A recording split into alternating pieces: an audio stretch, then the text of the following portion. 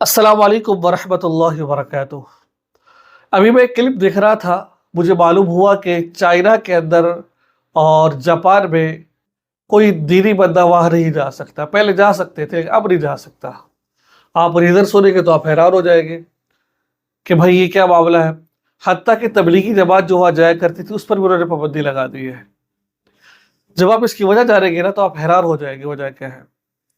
اب آپ دیکھیں کہ آپ سب کو معلوم ہے کہ میلاد النبی کا دن آتا ہے، اور میلاد النبی کے دن میں کون خوشی نہیں مناتا؟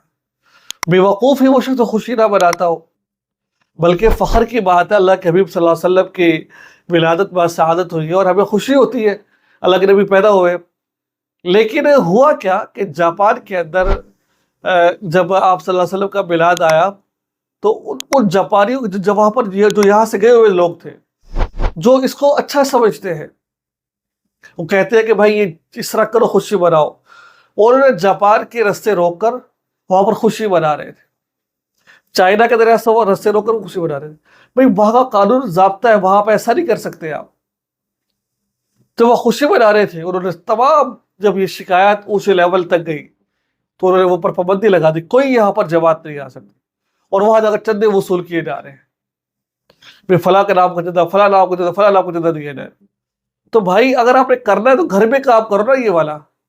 بھائی پاکستان کی طرح نہیں ہے، وہاں پر این جی اوز بنی ہوئی ہے، وہ حکومت سے رجسٹر ہے، پھر جا کے وہ آگے کام کر رہی ہوتی ہے۔ لیکن یہ ایسے جا کے وہاں تک پیسہ مانگنا شروع کر دیتے ہیں، تو لوگ ڈرتے ہی نہیں ہے یار حرام کھانے سے۔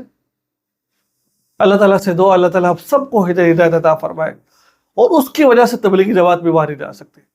کتنے بڑا نقصان ہوا ہے کہ تبلیغ کی وجہ سے ہزاروں لوگ مسلمان ہو رہے ہیں۔ بس دعا کرتے اللہ تعالیٰ کو ہدایت عطا فرمائے، اور اللہ تعالیٰ ہم سب کو صراط مستقیم پر چلائے۔ السلام علیکم ورحمۃ اللہ وبرکاتہ۔